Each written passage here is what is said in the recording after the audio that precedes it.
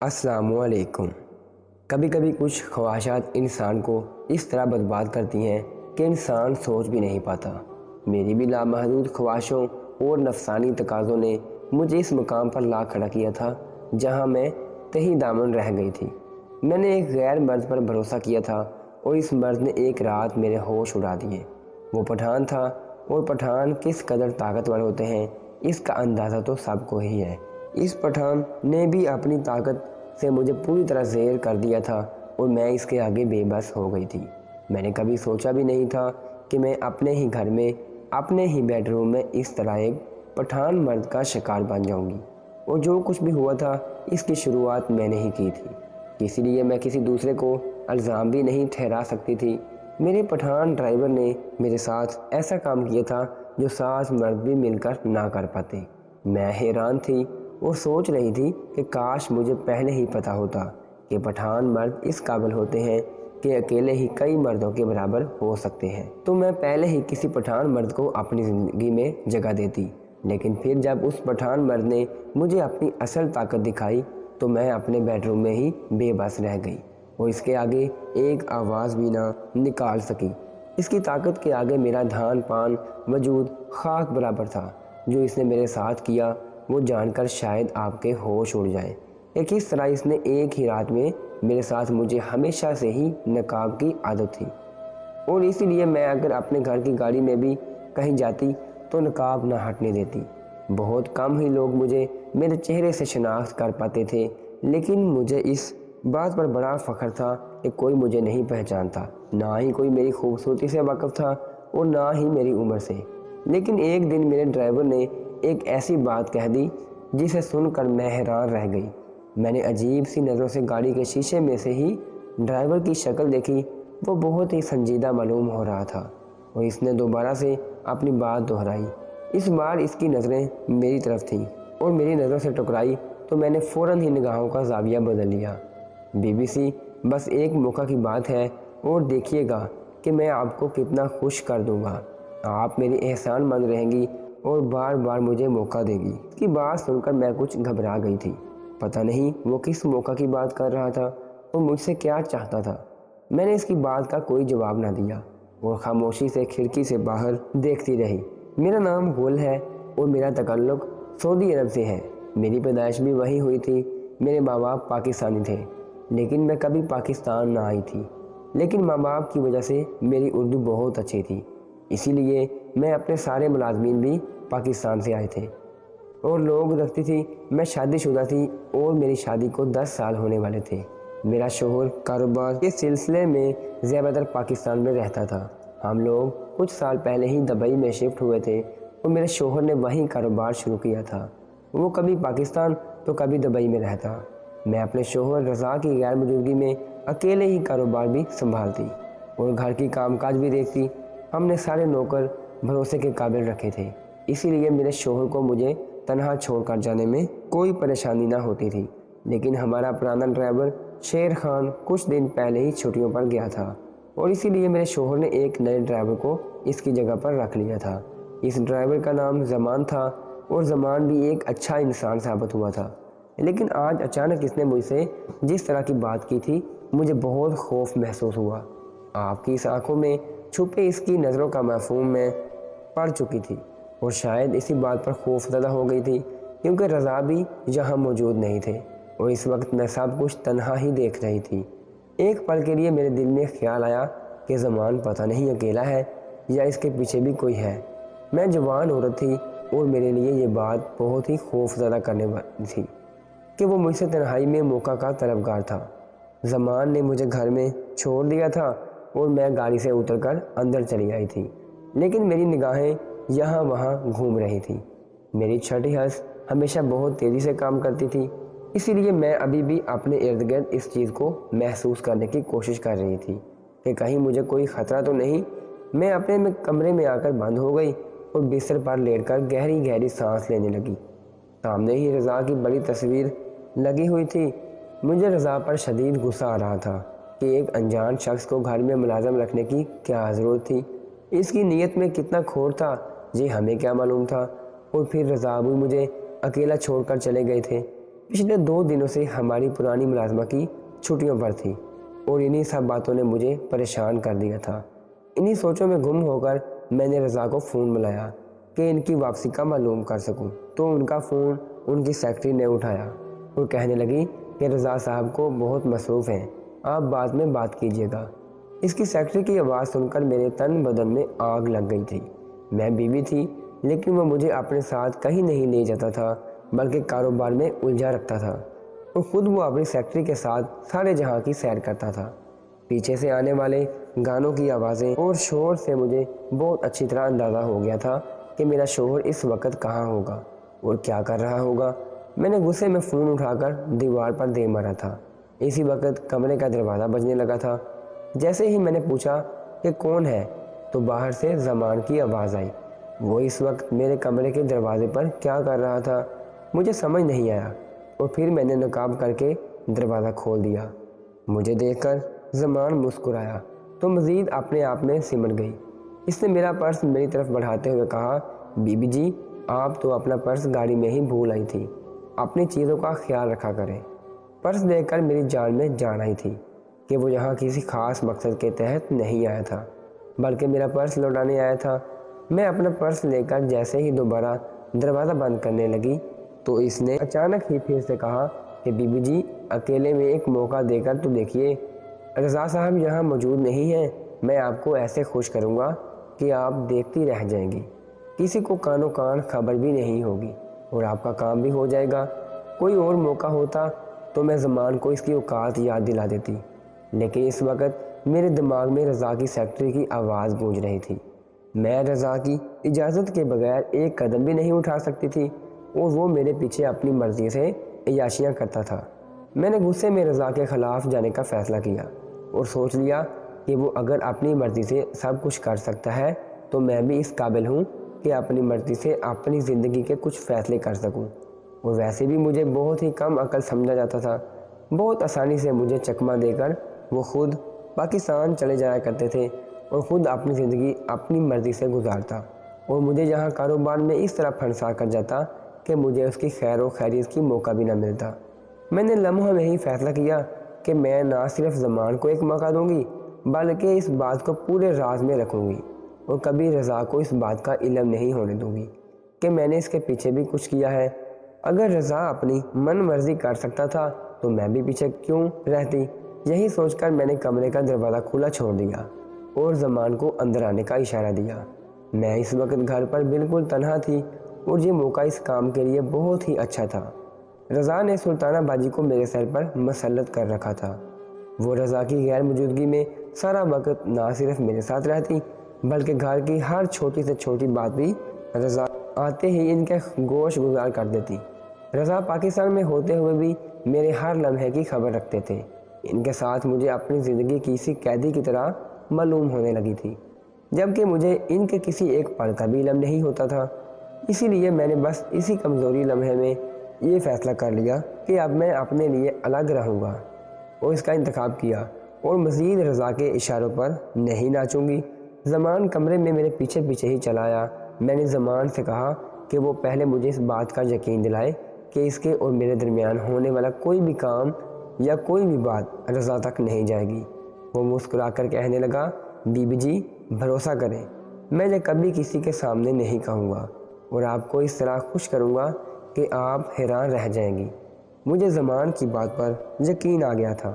اسی لمحے میں نے اپنے چہرے پر سے نقاب ہٹایا اور زمان سے کہا کہ ٹھیک ہے، میں اسے آج کی رات کا موقع دے کر دیکھنا چاہتی ہوں۔ اگر واقعی مجھے محسوس ہوا کہ وہ اس قابل ہے کہ میں اس پر مزید بھروسہ کر سکوں یا اس کے ساتھ آگے بڑھ سکوں تو میں کبھی پیچھے نہیں ہٹوں گی۔ میری بات پر زمان مسکرا کر غور سے میرا چہرہ دیکھنے لگا۔ پتہ نہیں وہ میرے حسین چہرے پر کیا کھوجنا چاہتا تھا۔ پہلی باری میں نے کسی غیر مرد کو اس طرح اپنا چہرہ دکھایا تھا۔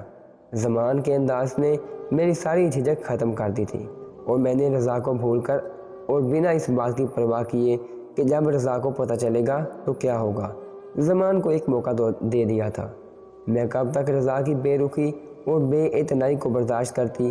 میں نے فیصلہ کر لیا تھا کہ میں اپنی زندگی کو آگے اپنے حساب سے گزاروں گی اور زیادہ وقت رضا کے ساتھ نہیں رہوں گی۔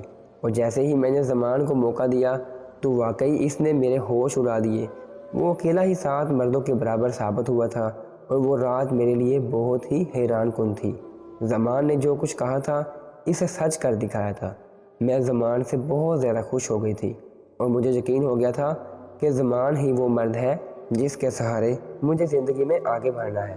رضا کی خاص ملازمہ سلطانہ باجی پہلی دفعہ ہی چھٹیوں پر گئی تھی اور یہ چھٹیاں انہوں نے بہت اچانک لی تھیں اور سب سے زیادہ ان چھٹیوں کا فائدہ مجھے اور زمان کو ہوا تھا، کیونکہ نہ ہی کوئی ہم پر نظر رکھنے والا تھا اور نہ ہی ہمیں روکنے والا۔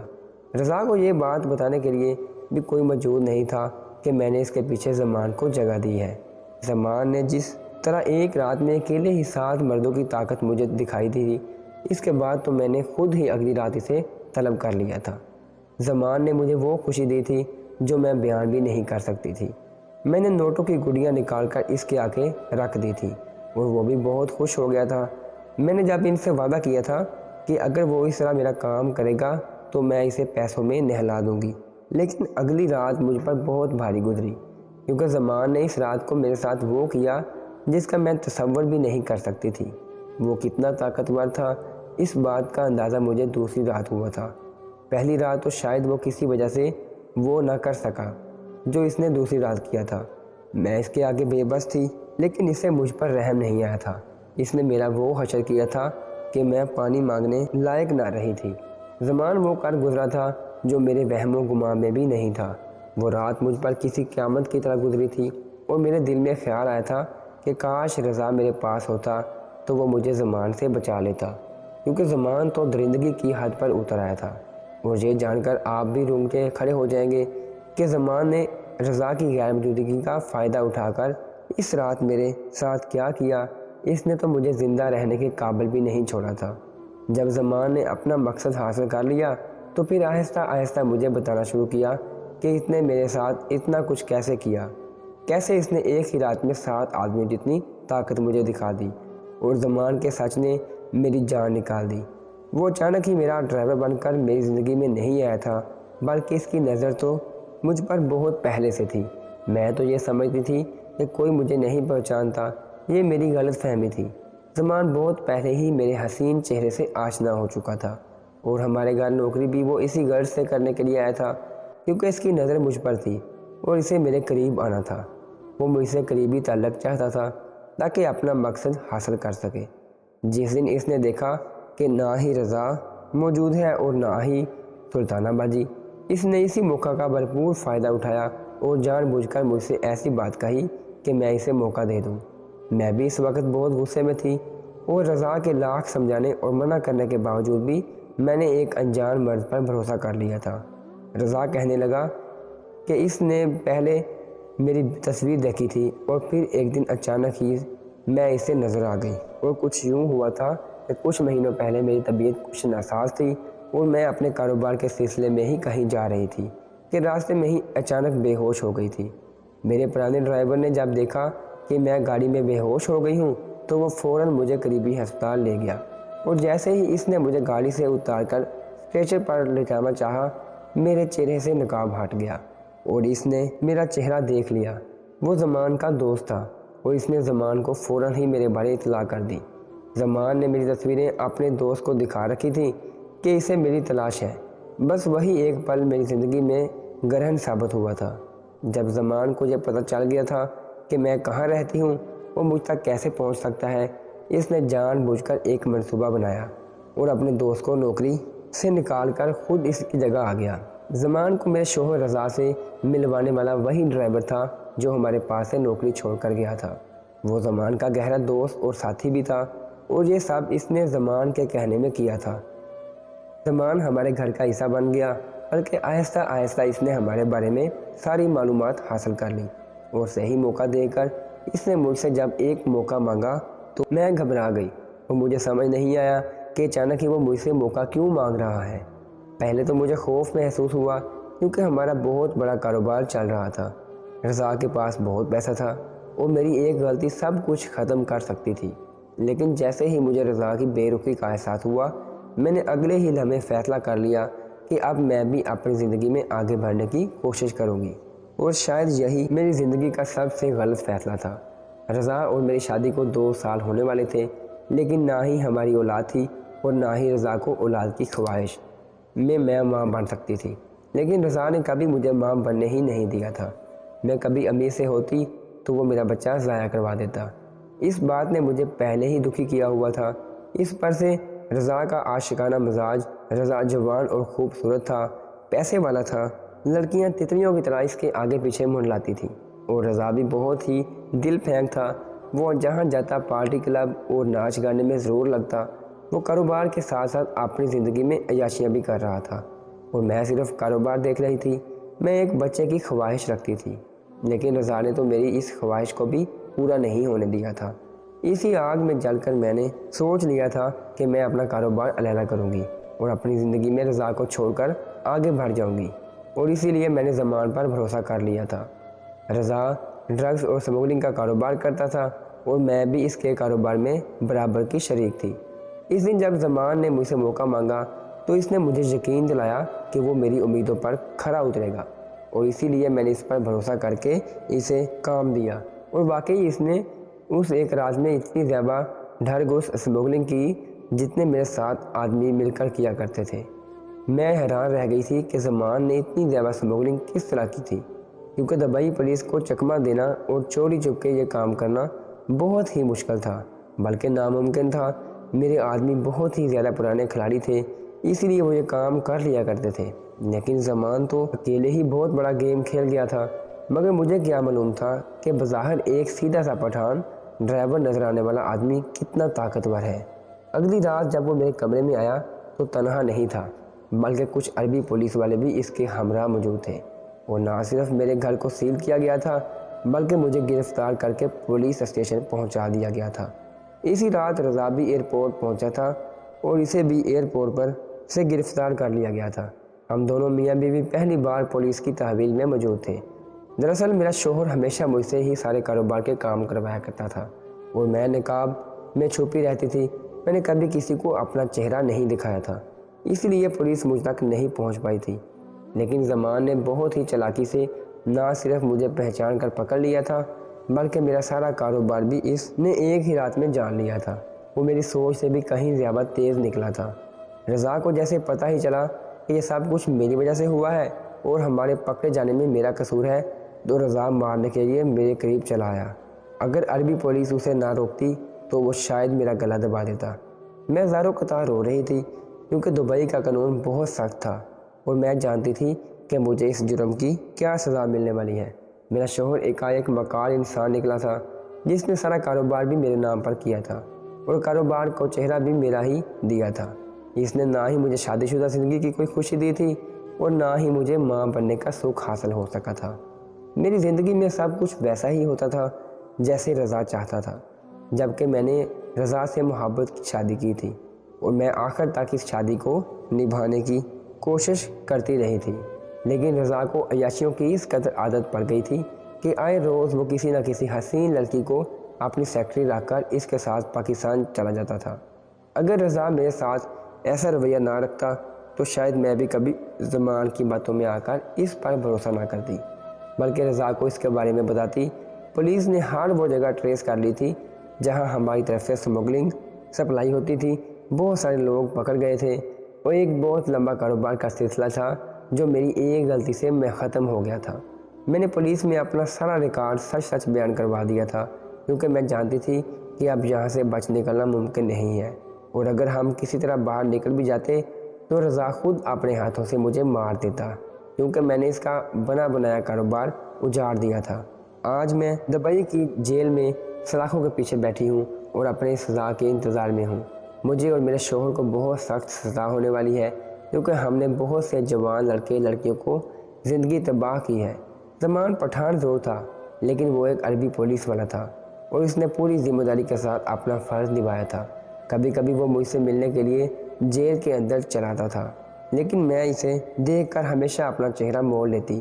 میں نے اسے ایک موقع دیا تھا، اور واقعی اسے ایک موقع نے میری پوری زندگی بدل دی تھی۔ میں اپنے بڑے سے بنگلے سے اٹھ کر جیل کی سلاخوں کے پیچھے پہنچ گئی تھی۔ زمان نے مجھے احساس دلایا تھا کہ میں جس راستے پر چل رہی تھی وہ سراسر غلط تھا۔ لڑکے لڑکیاں ڈرگس کی لت میں پڑ کر اپنی زندگیاں ہار رہے تھے، اور یہ سب کچھ صرف اور صرف میرے نام پر ہو رہا تھا۔ زمان ٹھیک کہہ رہا تھا، رضا کی محبت میں میں صحیح اور غلط بھول گئی تھی، اور بالآخر میں نے بہت بڑا نقصان اٹھایا تھا۔ میں اپنی سزا کی منتظر ہوں اور جیل کی سلاخوں کے پیچھے بیٹھی ہوں۔ آپ لوگ دعا کیجیے گا کہ خدا میرے گناہوں کو معاف کر دے اور میرا ضمیر مطمئن ہو جائے، کیونکہ جب سے زمان نے میرے ضمیر کو جگایا ہے، میرے لیے ایک ایک پل گزارنا مشکل ہو گیا ہے۔ اگر آپ کو ہماری ویڈیو اچھی لگی ہو تو آپ نے اس کو لائک کرنا ہے اور آگے دوستوں کو شیئر بھی کرنا ہے، اور اگر آپ نے ہمارا چینل ابھی تک سبسکرائب نہیں کیا تو آپ نے اس کو سبسکرائب کرنا ہے اور بیل آئیکن کو دبا دینا ہے۔ اللہ حافظ۔